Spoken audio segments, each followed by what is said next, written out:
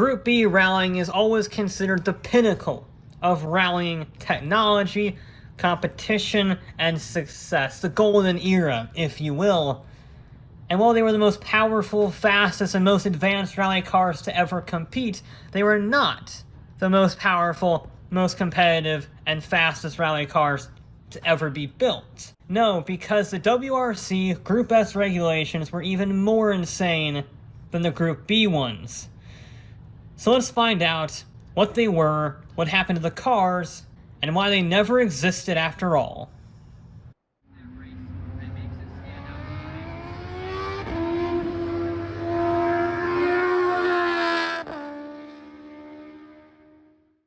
The WRC Group B rally class is the biggest leap forward in rallying history, going from the first four-wheel drive champion in 1982 all the way to mid-engined hatchbacks, with essentially Formula 1 turbochargers bolted onto them. And it also saw the rise of aerodynamic aids, direct shift gearboxes, and carbon Kevlar construction. It was seriously advanced stuff, especially for the mid-1980s.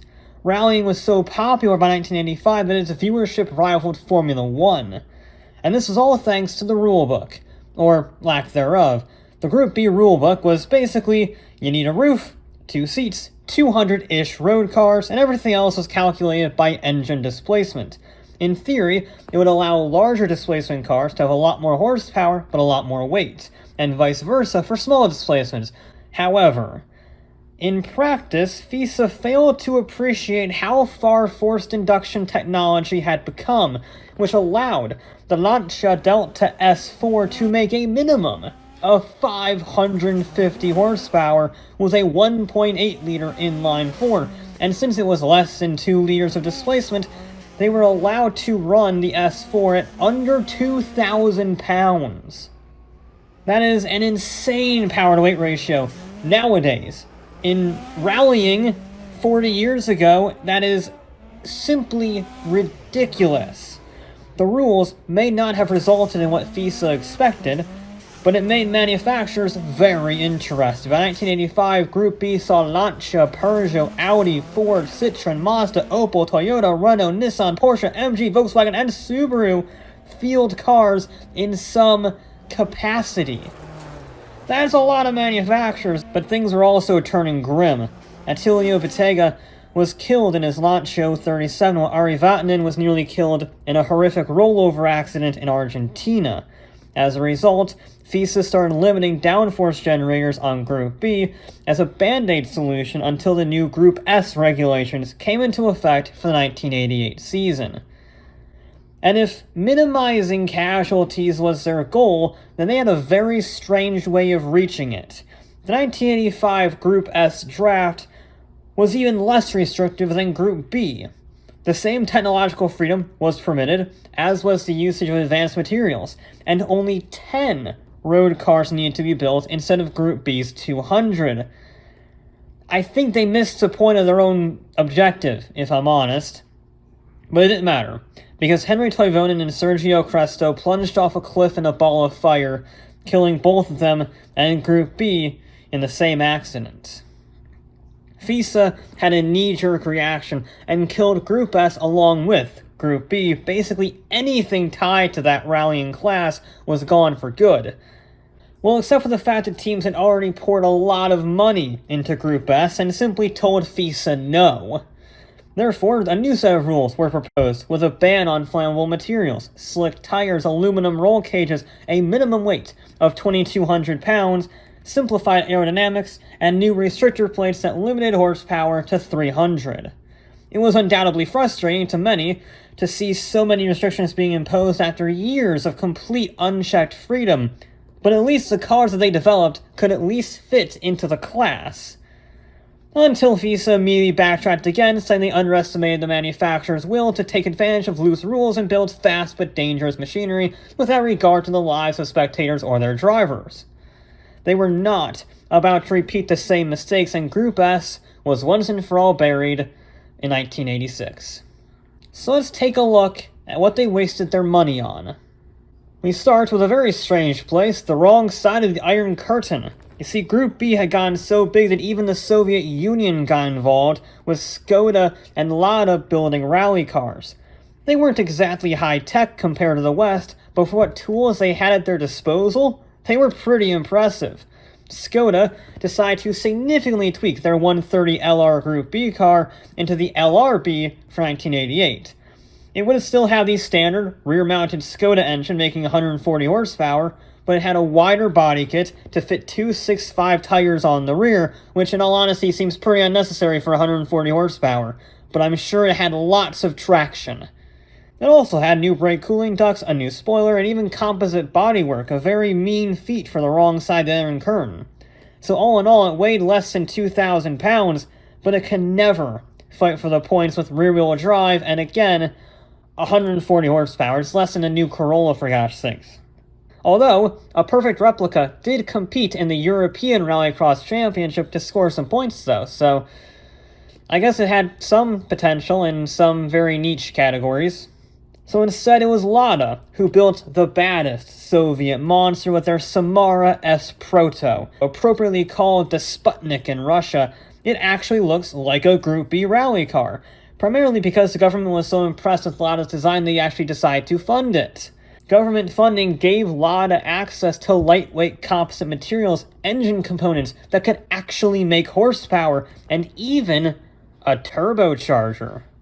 The result was a mid-engined, 2.6-liter turbocharged four-cylinder making 350 horsepower, hidden underneath a lightweight clamshell.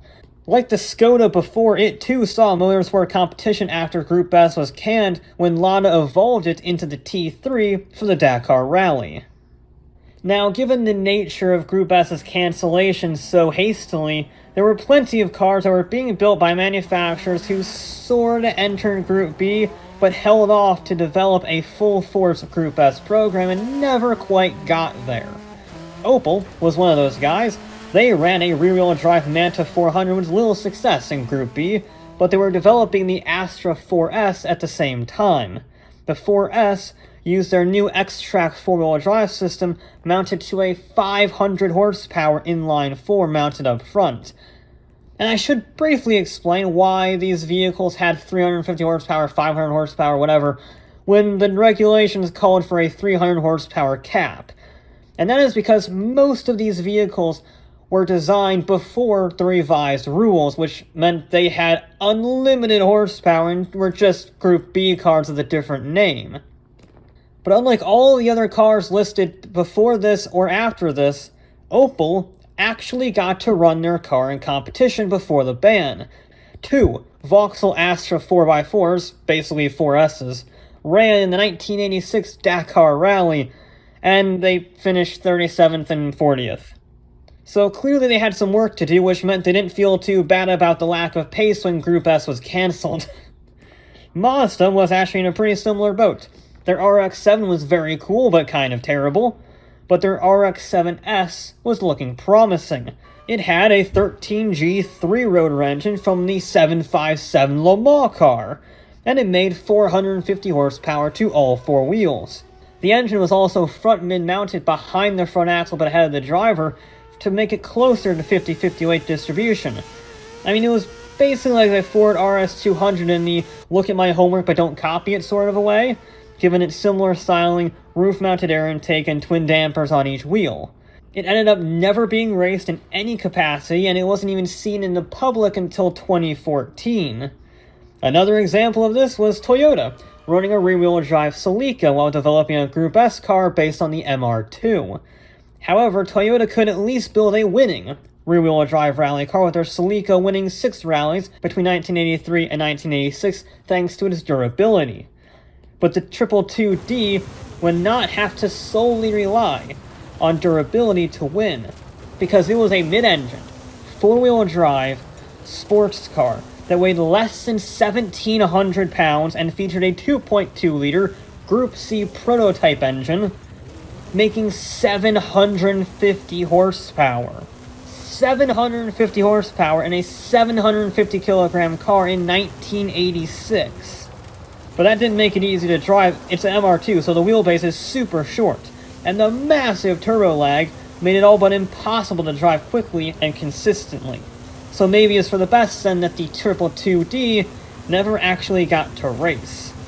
And yet the strangest Group S car was not the maniacal MR2, it was a Seat ECV. Seat had very little money and could not afford to develop a four-wheel drive system, but they knew that four-wheel drive was the only way to win. So they did the next most logical thing. What? No, they didn't buy someone else. Are you stupid? No. They used two engines. The platform was already pretty solid thanks to the ECV being co-developed by Porsche, but the two engines was such a strange idea I have no clue as to why Seat executives agreed to do it. But despite the odds, Seat managed to sync up both engines and both transmissions to make a twin-engine design work. The engines made a combined 300 horsepower, and because the ECV was small and used fiberglass bodywork, it still only weighed 2,200 pounds. It's also the most successful Group S car ever made, because it competed in 3 seasons of the Spanish Rally Championship after all the classes were banned in 1986. And it scored several wins, including a 1-2 finish in Avia to finish runner-up in the 1987 title. The same could not be said about the Ford RS200S, mainly because it never got past the drawing stage. However, its designer, John Wheeler, took a crashed RS200 rallycross car and then used his drawings to build a perfect Group S version in 2010. It's kinda like a Group S retro mod. The S model was a further evolution of the RS200 Evo. The front and rear aero was more efficient, the intercooler was moved from the roof to the rear to lower the center of gravity, and the chassis was now fully tubular. It also used the 300-ish horsepower Escort Cosworth WRC engine, since that is what the actual Group S rules would have specified. Although he has shown you could easily tune it to nearly 500 horsepower, kind of proving the point about easily exploitable horsepower. And nowadays, the RS200S is a staple of historic European rallies and is the closest car to this day that actually follows the 1986 proposed Group S regulations. Now, these cars are all well and good, and they're probably pretty fast on their own right, but they probably also wouldn't stand a chance against the top cars in the WRC, and by top cars I mean the trio built by Lancia, Peugeot, and Audi. They were the top teams dating back to 1984, and they put the full force of their engineering departments to work. Lancia's weapon was a complete redesign of the Delta S4 called the Experimental Composite Vehicle. The ECV was an S4 without any of the S4's deficiencies. The complex twin-charger system was replaced with an equally powerful, but easier to work with, twin-turbo system, making 600 horsepower. The ECV was also going to be the first rally car developed with CAD software, which let the engineers maximize chassis efficiency, increasing stiffness by 20%. That chassis was also going to be made out of carbon fiber for the first time ever on a rally car. And then there were the ground effect side skirts, and diffusers, and little flaps at the front underneath the car, which would expand to create an area of low pressure, sucking it to the road. And all of this was proven to be effective in a wind tunnel, yet another first for a rally car. But the ECVs didn't go anywhere because it turns out that Lancia already had a perfect rally car running and waiting for the Group A regulations. Peugeot, on the other hand, considered using the 205 T16 again for Group S, but in Evo 3 form. The problem is, they just couldn't extend the wheelbase any further without a new platform. Their 100-inch wheelbase was already at the very edges of the 205 car, and yet the 205 E3 still got smacked by Audi at Pikes Peak. So, they got a new platform, the 405 Coupe. It was the best of both worlds, a chassis built from the ground up with the 205 T16 internals shoved in. So it had the same horsepower, a similar weight, but a 113-inch wheelbase to further increase stability. And further plans that were later used on the 405 Pikes Peak hill climb car included a variable geometry turbocharger, a sequential transmission, and even four-wheel steering. Technology that was again implemented to some extent after Group S's cancellation because the Pikes Peak version had 800 horsepower and set the outright record on the course.